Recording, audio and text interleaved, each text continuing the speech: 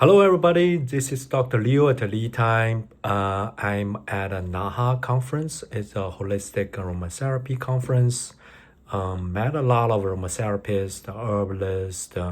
There was a lot of interest in the ADI machine, which can do the infusion and the distillation. But I found there was a common question. A lot of people, have interest in to understand the difference of the infusion and the distillation and what products they make by using the different extraction methods. So we know distillation we can make, hydrosol and essential oil, and but the infusion we can make infused oil, tinctures, and even vinegars, like water phase infusion as well. But technically, what are the difference and how do we use them? So the herbs has a group of the chemicals, phytochemicals we call it, and you can think about in the two simple group. One is called a volatile. Those are the lighter. Those are the volatile. They can vaporize. That brings the scent of the flower, the plants. And then the other portion is a non-volatile.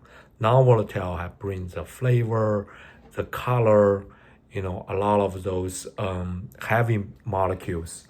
So when we are doing the distillation, that is a steam extraction process. So the volatile part will be extracted out under the the heat and the water, the steam. And these volatile compounds go into a two-phase. One is called essential oil. Those are not soluble in the water. And the other portion is water soluble into the hydrosol. With lavender as example, in its essential oil, the major compound including the linalool, linoleic acetate, those has a good calming and anti-inflammation the benefits. But in the hydrosol, these two chemicals are trace because they have a low solubility in the water, but it has a more 1-acetonyl. It's also called a eucalypto, and that is a one functional compound used in many mouthwash. So that's why the hydrosol of the lavender is wonderful for antiseptic and also bring the scent of the lavender to help balance the skin, the pH. So it's good for working as a facial mist spray. But when we are doing infusion, that is like a solvent extraction methods. The most common one is like a tea. So tea is we are using the warm water to extract the water soluble, compounds into the tea. That's why the color, actually the food dye is water soluble. They are not vaporized, they are not volatile, so they don't go into the hydrosol or essential oil. That's why we don't see strong color in the hydrosol. Hydrosol is normally always clear, but from the infusion, we often see different colors, no matter your tincture or the infused oil. So when we doing the tincture, we're using the alcohol. Alcohol is a strong polar solvent. It can dissolve a lot of the molecules. For example, like rosmarinic acid, those are good anti-inflammation, or the coumarins. So those are the antioxidants, flavonoids, good antioxidants. But the alcohol can also take away a small portion of the essential oil.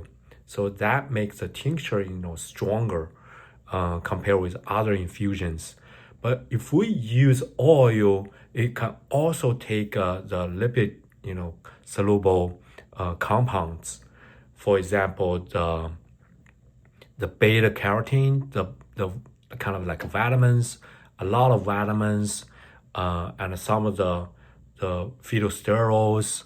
So those are also very good, for the antioxidants, anti-inflammation. But it take less compared with the alcohol. So because the oil itself, if we use, for example, olive oil, jojoba oil, there are nutrients also from the oil itself. So it kind of a double or add on the benefits, not only the extract from the herb, but also the benefit from the oil. So this makes the infused oil work wonderful as body oil or even just add a flavor. The antioxidants is good, for our body, not outside, but also inside. But the tincture, is more like a medicine, but it's not medicine. Just you cannot say medicine here. The tincture, give more stronger, the phytochemicals, stronger taste. But you don't normally use tincture for the skin because alcohol has drying effects.